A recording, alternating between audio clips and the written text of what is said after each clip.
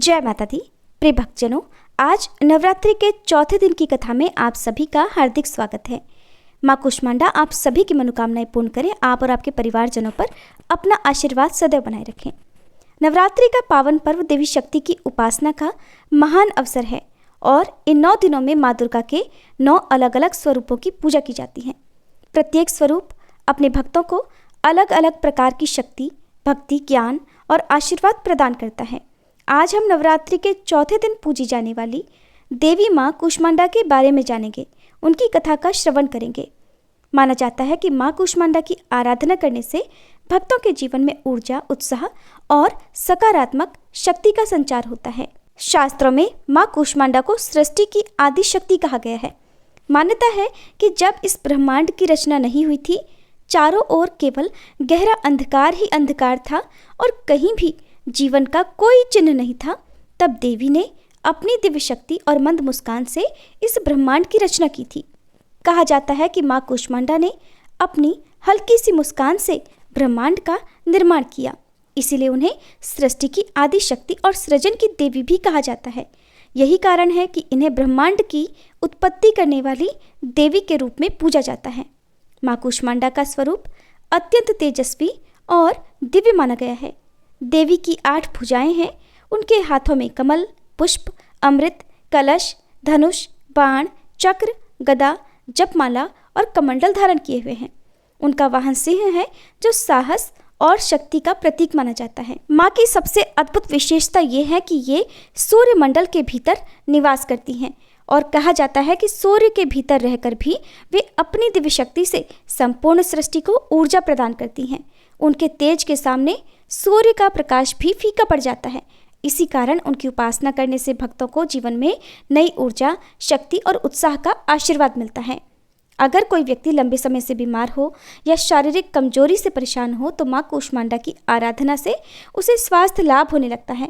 पौराणिक कथा के अनुसार जब तीनों लोकों में असुरों का अत्याचार बहुत बढ़ गया था और देवता भी उनसे भयभीत हो गए थे, तब उन दुष्ट शक्तियों का अंत करने के लिए माता कुष्मांडा ने अवतार लिया। अपनी दिव्य शक्ति से उन्होंने दैत्यों का संहार किया और तीनों लोकों में फिर से शांति और धर्म की स्थापना की।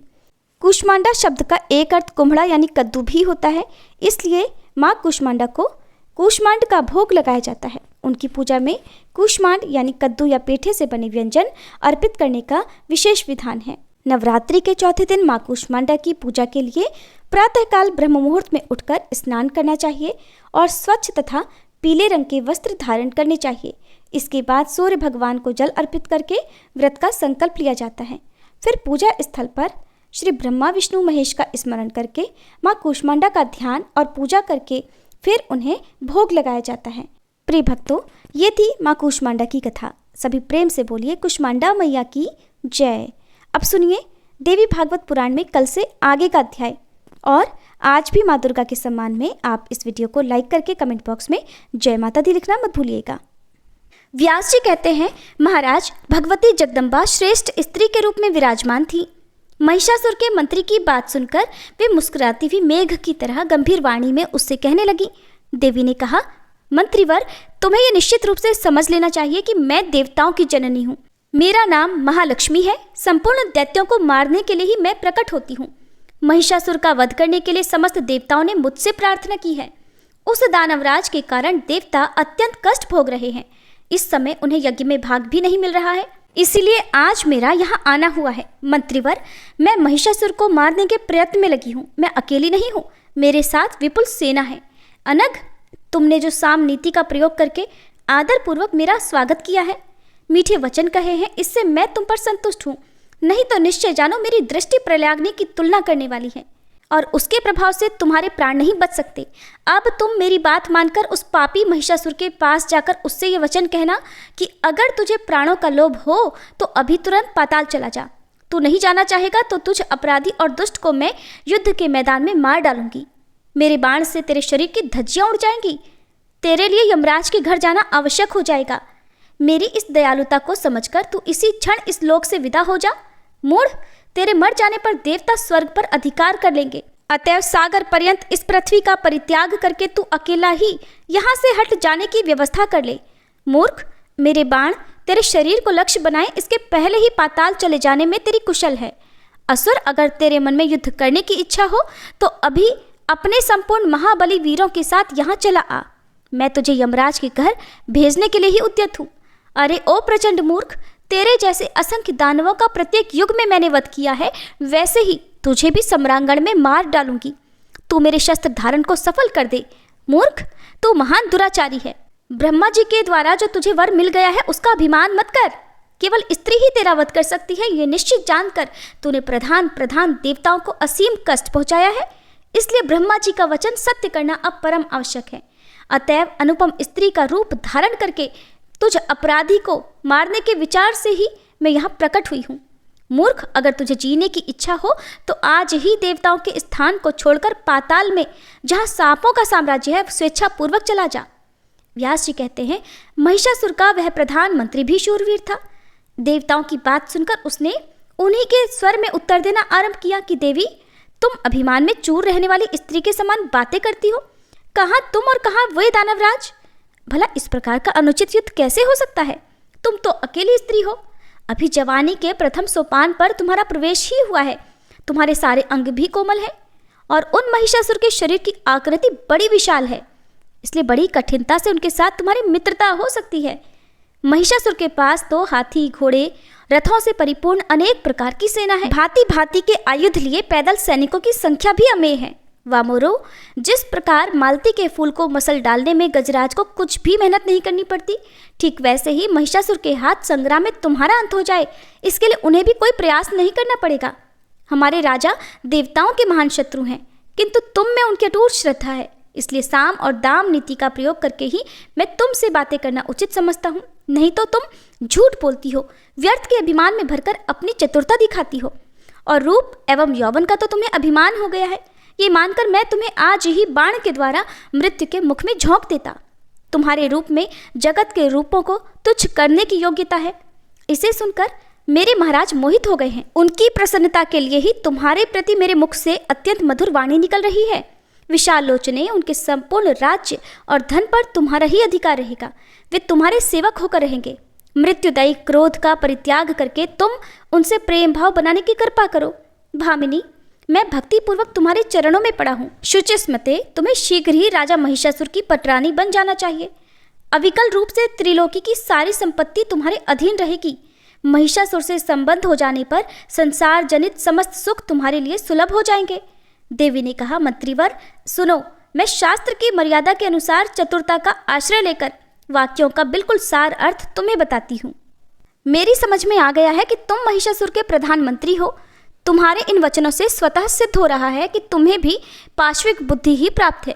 जिसके तुम जैसे मंत्री हैं वो भला बुद्धिमान कैसे हो सकता है? तुम दोनों एक समान हो। ब्रह्मा जी ने तुम्हारी अच्छी जोड़ी मिलाई है। अरे मूर्ख, मेरे विषय में तुमने जो कहा है कि स्त्री स्वभाव वाली हो, सो विचार पूर्वक देखो तो क्या मैं पुरुष नहीं हूँ? मैंने स्वाभाविक गति से स्त्री का वेश धारण कर रखा है। तुम्हारे स्वामी स्त्री के हाथों अपनी मृत्यु मांग चुके हैं और उसे पूरा करने के लिए ही मुझे ऐसा करना पड़ा है। इससे मैं समझती हूँ कि वह प्रचंड मूर्ख है। वीर रस के तत्व से वह निरंतर अपरिचित रहा है। स्त्री के हाथों मरना पराक्रमहीन के लिए भले ही सुखकर हो, शूरवीर के लिए तो ये महान कष्टदायक है। ऐसी ही निंद्य मृत्यु स्वयं बुद्धिमान बनने वाले तुम्हारे स्वामी महिषासुर ने मांगी है। इसलिए स्त्री का रूप धारण करके उस कार्य को संपन्न करने के विचार से ही मैं यहाँ उपस्थित हुई हूँ। तुम्हारे धर्मशास्त्र विरोधी वाक्यों से भला मैं कैसे डर सकती हूँ? जिस समय प्रारब्ध प्रतिकूल हो जाता है उस समय तिनके में भी वज्र जैसी शक्ति उत्पन्न हो सकती है। साथ ही दैव के अनुकूल होने पर साक्षात वज्र भी रुई के समान हल्का हो सकता है। जो स्वयं अभी अभी मृत्यु के मुख में जा रहा है उसका अपार सैनिकों, अनेक प्रकार के अस्त्र शस्त्रों अथवा दुर्ग सेवन आदि प्रपंचों से क्या प्रयोजन सिद्ध हो सकता है? दैव जिसकी मृत्यु जिस प्रकार निश्चित कर देता है उसकी उसी प्रकार मृत्यु होनी अनिवार्य है। उसे कोई टाल नहीं सकता। इस विषय में संदेह नहीं करना चाहिए। यहाँ तक कि ब्रह्मा प्रभृति महान देवताओं को भी जीवन और मरण जिस समय जिस प्रकार से निश्चित है उस समय उसी प्रकार से स्वीकार करना ही पड़ता है। फिर भला अन्य जीवों के संबंध में क्या विचार किया जाए? जो देवता स्वयं मरण धर्मा है उनके वरदान से जिसे ये अभिमान हो जाए कि हम मर नहीं सकते, वे तो निरे मूर्ख ही हैं। उनकी तो बुद्धि मारी जा चुकी है। इसलिए तुम शीघ्र ही अपने राजा के पास जाओ और उसे मेरी बातें सुना दो। फिर वो तुम्हें जो आदेश दे तुम वैसा ही करना। और अगर तुम्हें प्राणों का मोह हो तो इंद्र स्वर्ग का राज्य करें, देवताओं को भविष्य प्राप्त करने का सुअवसर मिले और तुम लोग रसातल चले जाओ। मूर्ख, संभव है दुराचारी महिषासुर के विचार इसके विपरीत हों। उस अवस्था में तुम लोग मेरे साथ युद्ध कर सकते हो। सभी प्रधान देवता संग्राम में परास्त हो चुके हैं। तुम्हारी ये मान्यता निर्मूल है, बेकार है, क्योंकि दैववश ब्रह्मा जी ने वर दे रखा था, इसी कारण वह परिस्थिति आ गई थी। व्यास जी कहते हैं, भगवती जगदम्बा की बात सुनकर महिषासुर के प्रधानमंत्री ने विचार किया कि अब मुझे क्या करना चाहिए, युद्ध करना ठीक है या फिर महाराज के पास लौट चलना। मेरे महाराज अवश्य ही कामातुर हो रहे हैं। उन्होंने इस स्त्री के साथ विवाह करने के उद्देश्य से ही मुझे यहाँ भेजा है। तब मैं उनकी मानसिक सरसता को भंग करके उनके पास कैसे जाऊं? अतः सर्वोत्तम यही है कि बिना युद्ध किए ही राजा के पास पहुंचूं और उनसे निवेदन कर दूं कि वे शीघ्र स्वयं यहाँ आने का प्रबंध करें। वे महाराज महिषासुर बुद्धिमानों में श्रेष्ठ हैं। उनके पास बहुत से निपुण मंत्रियों का समाज है। उनके साथ बैठकर वे कर्तव्य के विषय में निश्चित विचार कर लेंगे। सहसा इस स्त्री के साथ युद्ध करना मुझे अनुचित लग रहा है, क्योंकि हार और जीत दोनों ही स्थितियों में महाराज का अप्रिय होने की ही संभावना है। संभव है ये स्त्री मुझे मार डाले, या फिर किस उपाय से मैं ही इसे मारने में सफलता प्राप्त कर लूं, तब भी तो मैं राजा महिषासुर के क्रोध का भाजन ही बनूंगा। इसलिए वहीं चलकर देवी की कही हुई सारी बातें मैं महिषासुर को सुना दूं, यही मेरे लिए ठीक होगा। फिर जैसा उनको ठीक लगे वैसा वे करें। व्यास जी कहते हैं, इस प्रकार विचार करके वह बुद्धिमान मंत्री राजा महिषासुर के पास लौट आया और प्रणाम करके उसने यों कहना आरंभ किया कि राजन, सिंह पर बैठी हुई वह देवी वस्तुतः बड़ी ही सुंदरी है। 18 भुजाओं के कारण उसका विग्रह अत्यंत सुरम्य प्रतीत हो रहा है। उसने भुजाओं में अस्त्र शस्त्र धारण कर रखे हैं। महाराज, मैंने तो उस देवी से यों कहा कि भामिनी, तुम राजा महिषासुर की सेवा में चलो, वे त्रिलोकी के स्वामी हैं। तुम उनकी प्रेयसी रानी बनने का सुअवसर प्राप्त कर लो। तुम ही उनकी पटरानी बनोगी, ये बिल्कुल निश्चित है। वे तुम्हारे वशवर्ती बनकर आज्ञा पालन करने में सदा तत्पर रहेंगे। सुंदरी, महिषासुर को अपना स्वामी बनाकर लंबे समय तक त्रिलोकी की संपत्ति भोगो और स्त्रियों में सबसे अधिक भाग्यशालिनी बनने का अवसर प्राप्त कर लो। महाराज, मेरी ये बातें सुनकर विशाल नेत्रों वाली वह देवी पहले तो अहंकार के वश होकर किंकर्तव्य विमूढ़ सी हो गई। फिर हंसकर उसने मुझसे कहा, भैंस के पेट से पैदा हुआ महिषासुर पशुओं से भी गया गुजरा है। मैं देवताओं का हित करने के विचार से उसे देवी की बलि चढ़ा दूंगी। अरे मूर्ख, जगत में कौन ऐसी मूढ़ स्त्री है जो महिष को पति बनाए? फिर मुझे जैसी विवेकवती स्त्री उसे कैसे स्वामी बनाने में विचार कर सकती है? सींग वाली भैंस उस सींग वाले भैंसे को अपना पति बनाया करे। मैं उस महिषी की तरह डकराती हुई उसे पति नहीं बना सकती। मैं तो सम्रांगण में उपस्थित होकर उसके साथ युद्ध करूंगी। मेरे हाथों देवताओं से शत्रुता करने वाला महिषासुर काल का कलेवा बन जाएगा। दुष्ट, अगर तुझे जीने की इच्छा हो तो पाताल भाग जा। राजन, उस स्त्री ने बड़ी ही कठोर बातें मुझसे कही हैं। उन्हें सुनकर पहले तो मैंने बहुत सोचा विचारा, उसके बाद मैं वहां से लौट आया हूँ। रसभंग हो जाने की आशंका से मैंने उसके साथ युद्ध भी नहीं छेड़ा। आपकी विशेष आज्ञा पाए बिना ऐसा व्यर्थ उद्यम भला मैं कैसे कर सकता था? राजन, वह सुंदरी असीम बल के अभिमान में चूर है। भविष्य में क्या होगा ये बात मेरी समझ से बाहर है, इसलिए आप ही स्वयं इसका निर्णय करें। युद्ध करना या यहाँ से भाग जाना, कौन सा काम कल्याणप्रद होगा, इसके अंतिम निर्णय तक पहुँचने में मेरी बुद्धि असमर्थ है। व्यास जी कहते हैं, मंत्री की बात सुनकर अभिमान में चूर रहने वाले महिषासुर ने अपने बूढ़े मंत्रियों को बुलाया और उनसे मंत्रणा की। राजा महिषासुर ने कहा, मंत्रियों, इस अवसर पर हमें क्या करना चाहिए? आप लोग शीघ्र ही अपना अंतिम निर्णय व्यक्त करें। शंबरासुर से संबंध रखने वाली माया की भांति देवताओं की रची हुई ये माया ही सामने आ गई है क्या? इस कार्य में आप लोग परम प्रवीण हैं। तरह तरह के उपाय सोचने में आपकी बुद्धि कुशल है। ऐसी परिस्थिति आ जाने पर साम दान आदि उपायों में से मुझे क्या करना चाहिए ये मुझे सूचित करें। मंत्री बोले, महाराज, प्रत्येक समय सत्य और प्रिय वचन ही बोलना चाहिए। विवेकी पुरुष हितकर कार्य के विषय में भली भांति सोचकर ही अपना मत दिया करते हैं। राजन, कुछ बातें तो सत्य और हितकर होती हैं, कितनी ही बातें प्रिय होते हुए भी अहितकर होती हैं। जैसे औषधि जगत में मनुष्य को खाते समय अप्रिय होते हुए भी परिणाम में रोग नाश रूपी हित का साधन होता है। राजन, सत्य वचन सुनने और समर्थन करने वाले दुर्लभ हैं। सत्य बोलने वालों का मिलना भी कठिन है। श्रोता को प्रसन्न करने के लिए झूठी बातें बकने वाले वक्ता बहुत मिल सकते हैं। राजन, ये विचार तो बड़ा ही गहन है। अब इस अवसर पर हम भला कैसे क्या कहें? किस कार्य का परिणाम अच्छा होगा या फिर बुरा, इसे त्रिलोकी में कौन जान सकता है? राजा महिषासुर ने कहा, एक बार सब लोग अपनी अपनी बुद्धि के अनुसार मत व्यक्त करें, फिर सबके विचार सुनकर ही मैं कोई निर्णय करूंगा। कार्यकुशल पुरुष को चाहिए कि बहुत लोगों के मत को जानकर उस पर बार बार विचार करे, फिर जो कार्य हितकर लगे उसे अपनाने का प्रयास करे। व्यास जी कहते हैं, राजा महिषासुर के ऐसे वचन सुनकर महाबली विरूपाक्ष उसे प्रसन्न करते हुए झट बोल उठा। विरूपाक्ष ने कहा, राजन, ये एक साधारण स्त्री है। अभिमान में भरी होने के कारण इसके मुख से ऐसे वचन निकल रहे हैं। केवल डराने के लिए ही इसकी बातें ऐसी हैं, बस आप ऐसा समझ लीजिए।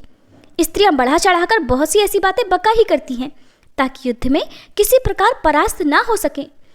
राजन, आप त्रिलोकी पर विजय प्राप्त कर चुके हैं। इस समय एक साधारण सी स्त्री से भयभीत होना आपके लिए बिल्कुल भी शोभा नहीं देता। हाँ, किसी दीनहीन को मारने पर वीर पुरुष को जगत में कलंक अवश्य लग सकता है। इसलिए महाराज, मैं अकेले ही चंडी से युद्ध करने जा रहा हूँ। मैं उसे अवश्य मार डालूंगा। अब आप निर्भय हो जाएं। कुछ सैनिक मेरे साथ रहें। मैं अस्त्र शस्त्रों से सज धज कर जाऊंगा, जिससे प्रचंड पराक्रम वाली उस दुर्धर्ष स्त्री को मैं परास्त कर सकूं। राजन, अब आप मेरा बल देखिए। सर्पमय रस्सियों से बांधकर मैं उसे आपके पास ले आऊंगा, फिर तो वो सदा आपके अधीन होकर रहेगी। व्यास जी कहते हैं, विरूपाक्ष की बात सुनकर दुर्धर्ष ने उसके वचन का अनुमोदन किया। उसने महिषासुर से कहा, राजन, बुद्धिमान विरूपाक्ष की वाणी बिल्कुल सत्य है। आप तो स्वयं ही विचार कुशल हैं। मेरी भी कुछ प्रिय बातें सुनने की कृपा करें। अनुमान करने से तो ऐसा लग रहा है कि इस सुंदरी को कामदेव ने ही मत डाला है। अपने रूप के अभिमान में प्रमत्त रहने वाली स्त्री प्रायः ऐसा ही भाव बनाया करती है। उसकी हार्दिक इच्छा है कि डरा धमकाकर आपको अपने वश में कर लिया जाए। स्वाभिमानिनी स्त्रियों के यही तो हाव भाव हैं। इनके इस अभिप्राय को रसज्ञ पुरुष भलीभांति समझ लेते हैं।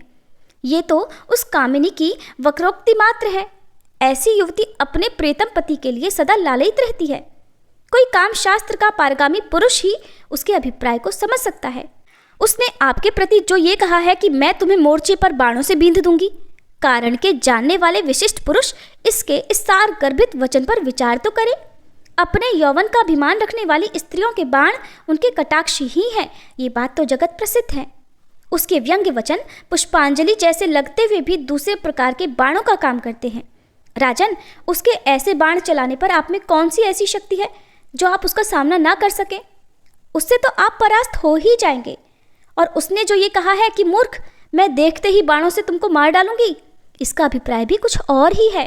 पर इसके अनभिज्ञ पुरुष उसके भाव को नहीं समझ पाते। वो कहती है, रण रूपी शैया पर तुम्हारा स्वामी मुझसे परास्त हो जाएगा। उसका ये कथन विपरीत रति के अभिप्राय से हुआ है, ऐसा समझना चाहिए। उसने जो कहा है कि तुम्हारे स्वामी के प्राण हर लूंगी, वो भी ठीक ही है। राजन, वीर्य को ही प्राण कहते हैं। वीर्य के अभाव में शरीर नष्ट प्राय हो जाता है। इस विशेष व्यंग्योक्ति से वह सुंदरी स्त्री आपको अपना पति चुन रही है। महाराज, आप नहीं समझ रहे। रस शास्त्र के पारगामी विद्वान पुरुष विचार पूर्वक इस कथन के अभिप्राय को समझ लें। महाराज, इस रहस्य को जानकर आपको भी रसयुक्त व्यवहार ही करना चाहिए। उसके लिए साम और दाम, ये दो ही उपाय समीचीन हैं। वो सुंदरी क्रोध या फिर अभिमान में भरी रहने पर भी आपके अनुकूल हो ही जाएगी। उसी के समान मीठे वचनों का प्रयोग करके मैं बस उसे आपके पास लेकर आऊँगा। राजन, बहुत कहने से क्या लाभ, उसे आपके वश में कर देना अब मेरे लिए परम कर्तव्य हो गया है। मैं अभी जाता हूँ और ऐसा प्रयास करूँगा कि वह स्त्री दासी की तरह निरंतर आपकी सेवा में तत्पर हो जाए। व्यास जी कहते हैं, विरूपाक्ष की ऐसी बातें सुनकर रहस्य के पूर्ण जानकार ताम्र ने महिषासुर से कहा, राजन, आप मेरी कुछ बातें सुनने की कृपा करें। मैं प्रमाण युक्त धार्मिक बात कहता हूँ जो रस और नीति से भी संयुक्त है। ये स्त्री पूर्ण विदुषी जान पड़ती है। काम से आतुर होकर आपसे प्रेम करने के लिए इसका आगमन नहीं हुआ है। मानत उसके कहे हुए कोई भी वचन व्यंग्यात्मक नहीं है। महाबाहो, बिना किसी सहायक को लिए एक नवयुवती स्त्री ने आने का साहस किया है। ये कैसी विचित्र बात है। मन को मुग्ध करने वाली इस देवी का रूप भी बड़ा विलक्षण है। त्रिलोकी में किसी ने भी 18 भुजा वाली स्त्री को न कभी सुना न देखा ही है। इस कल्याणी में असीम पराक्रम भरा हुआ है। राजन, जितनी भुजाएं हैं उतने ही सुदृढ़ आयुधों को भी इसने धारण कर रखा है। मेरी समझ से ये सारी बातें काल की ही करतूत है। अब निश्चय ही कुछ प्रतिकूल घटनाएं घटने वाली हैं। मैंने रात में स्वप्न भी अनिष्ट सूचक ही देखा है। इससे मुझे जान पड़ता है कि अब यमराज का डेरा यहाँ जम गया है। रात बीत चुकी थी, उषा काल हो गया था। उसी समय मुझे स्वप्न में दिखाई पड़ा है कि घर के आंगन में काले रंग की साड़ी पहने हुए कोई स्त्री विलाप कर रही है। ये मृत्यु सूचक स्वप्न विचारणीय है। रात में भयंकर पक्षी घर घर घूमकर रो रहे हैं, इसे मैं जानता हूँ। कोई भयानक अनिष्ट का कारण अवश्य ही उपस्थित होने वाला है। परिणाम भी दिखाई दे रहा है, जो कि वह स्त्री युद्ध करने के लिए निश्चित विचार करके आपको बुला रही है। राजन, ये स्त्री न मानुषी है, न गांधर्वी और न आसुरी ही। इसे देवताओं की रची हुई माया समझना चाहिए। मोहित करना इसका स्वाभाविक गुण है। इस अवसर पर मन में कायरता लाना अवश्य ही अवांछनीय है। जो कुछ भी हो, युद्ध करना ही उचित है। जो होना है वो तो होकर ही रहेगा। प्रारब्ध से संबंध रखने वाले अच्छे अथवा बुरे फल को भला कौन जान सकता है। इस विषय में तो सभी अनभिज्ञ हैं। इसलिए मेधावी पुरुष को चाहिए कि विचार पूर्वक धैर्य धारण करके स्थिर बना रहे। राजन, मनुष्यों के जीवन और मरण के विषय में दैव का अमिट शासन चलता है। त्रिलोकी में कोई भी ऐसा पुरुष नहीं है जो उसे विफल करने में समर्थ हो सके। महिषासुर ने कहा, महाभाग ताम्र, तुम युद्ध करने के लिए निश्चित विचार करके जाओ। उस स्वाभिमानी सुंदरी स्त्री को धर्मपूर्वक परास्त करके तुम मेरे पास ले आना। अगर वह सुंदरी संग्राम में तुम्हारी अधीनता न स्वीकार करे, तब भी उसको तुरंत मार डालना अनुचित होगा। फिर किसी दूसरे ही प्रयास से उसे वश में करने की चेष्टा करनी चाहिए। अजी, तुम तो सर्वज्ञान संपन्न वीर पुरुष हो। काम शास्त्र में भी तुमने सर्वोत्तम योग्यता प्राप्त की है। जिस किसी भी उपाय से उस सुंदरी को वश में कर लेना परम आवश्यक है। वीर महाबाहो, तुम अभी एक विशाल सेना लेकर वहां पहुंचो। जाकर बार बार विचार करके उसके हार्दिक अभिप्राय को समझने का प्रयास करना। काम या फिर वैर, किस उद्देश्य को लेकर वो यहाँ आई है, ये जानना बहुत आवश्यक है। अथवा वह किसकी माया है, सर्वप्रथम ये निश्चय करके उसके अभिलषित कार्य पर विचार करना चाहिए। इसके पश्चात अपनी योग्यता और बल के अनुसार युद्ध करना समुचित है। कायरता और निर्दयता दोनों ही बिल्कुल अवांछनीय हैं। उसके मन के अनुसार ही तुम्हें भी व्यवहार करना चाहिए। व्यास जी कहते हैं, ताम्र का मस्तक मृत्यु का आसन बन चुका था। उसने महिषासुर की ये बातें सुनकर अपनी सेना साथ में ली और उसे प्रणाम करके वह युद्ध के लिए चल पड़ा। जाते समय मार्ग में उस दुरात्मा दानव को यमराज के पथ को प्रदर्शित करने वाले बहुत से भयंकर अपशकुन दिखाई पड़े। उसका मन भय और चिंता से व्याकुल हो गया। आगे बढ़ने पर ताम्र ने उन भगवती को देखा। उस समय देवी सिंह पर सवार थी। संपूर्ण देवता उनकी स्तुति कर रहे थे। समस्त आयुधों से उनकी अनुपम शोभा हो रही थी। ताम्र साम नीति का प्रयोग करके विनीत बनकर सामने खड़ा होकर नम्रतापूर्वक मधुरवाणी में भगवती जगदम्बा से कहने लगा, देवी, मस्तक पर सुंदर सींग धारण करने वाले दैत्यों के सरदार महिषासुर तुम्हारे रूप और गुणों पर अपने को न्यौछावर कर चुके हैं। तुमसे अपना विवाह करने के लिए उनकी हार्दिक इच्छा है। विशाल नेत्रों से शोभा पाने वाली सुंदरी महिषासुर देवताओं के लिए भी अजेय है। तुम उनका मनोरथ पूर्ण करो। उन्हें पति रूप से प्राप्त करके अद्भुत नंदनवन में विहरने का सुअवसर हाथ से मत खो। कर भोरू, तुम्हें इतने आयुध धारण करने की क्या आवश्यकता है। कमल जैसे कोमल ये तुम्हारे हाथ पुष्पों के गेंद पकड़ने योग्य हैं। भौं रूपी धनुष के रहते हुए इस धनुष की भला क्या आवश्यकता है। तुम्हारे कटाक्ष ही अचूक बाण है, फिर इन लौकिक बाणों से क्या लाभ। संसार में युद्ध को दुख का मूल कारण समझा जाता है। इस रहस्य के जानकार मानव को युद्ध नहीं करना चाहिए। लोभासक्त अनुरागी व्यक्ति ही आपस में लड़ते भिड़ते हैं।